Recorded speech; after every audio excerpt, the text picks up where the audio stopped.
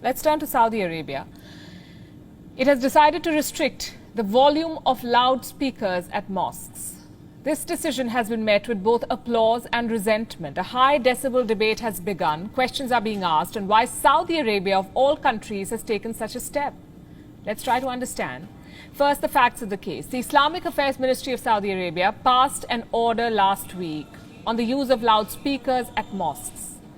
This order states two main things. Number one, that loudspeakers at mosques should be set at no more than 1/3 of their maximum volume. And number two, the use of loudspeakers should be restricted for the call to prayer, rather than broadcasting full sermons. What led to this decision? Growing complaints from Saudi citizens and expats. There are at least 94,000 mosques in Saudi Arabia, 94,000. And most of them are at a walking distance from residential buildings. The Islamic Affairs Ministry says it received numerous complaints that the loud volume at these mosques was causing disturbance to children as well as the elderly. Defending the decision, the Islamic Affairs Minister Abdul Latif Al-Sheikh said, and I'm quoting, "Those who want to pray do not need to wait for the Imam's call to prayer. They should be at the mosque beforehand." He further said that several television channels also broadcast prayers and Quran recitals, suggesting that the loudspeakers serve a limited purpose.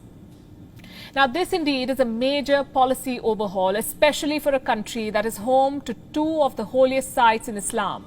A country that is seen as the de facto leader of the Islamic world, a country where thousands of Muslims go for pilgrimage every year. Riyadh views this as just another step in Crown Prince Mohammed bin Salman's liberalization drive, one that will lead to a de-emphasis on religion and open a new era for Saudi society.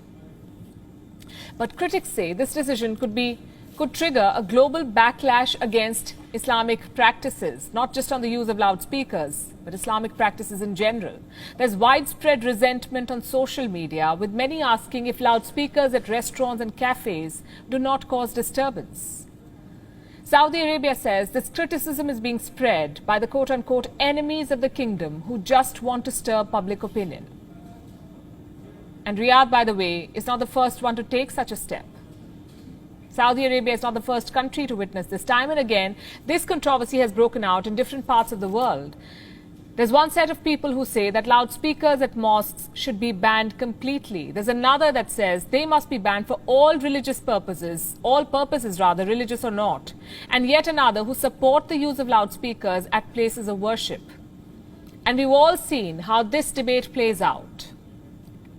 But what is the official stance of countries around the world? We have some examples for you tonight. In 2005, Dubai's Department of Islamic Affairs banned loudspeakers for daily prayers. They permitted its use only for a call to prayer, Friday sermons and festivals. Same story in Indonesia. In 2015, the country's Religious Affairs Ministry issued a circular which put a limit on the volume of loudspeakers and restricted their use only for the azan. Indonesia has the highest number of Muslims in the world.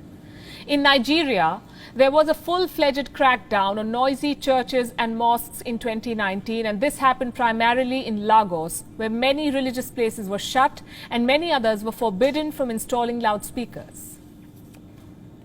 Then we have Pakistan, where in 2015 the Punjab government passed an ordinance to regulate the use of loudspeakers. Under this ordinance, only one loudspeaker was permitted at a mosque, and that too only for the azan. And in India, we've seen numerous complaints being filed against loudspeakers at mosques. In recent years, we've seen a lot of this controversy also play out. But what does the law say? Well, there's no official consensus, really. In 2017, the Madras High Court observed that freedom of religion was a fundamental right and it cannot be interfered with. But the court also stressed that mosques must follow Supreme Court guidelines on the volume of loudspeakers. Then in May 2020, the Allahabad High Court held that the azan could be recited from the minarets of mosques without using any amplifying device.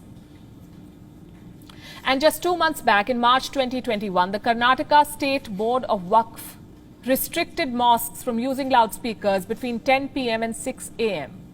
The bottom line is this: be it mosques, temples or churches, loudspeakers at any place of worship are not pleasing to the ears.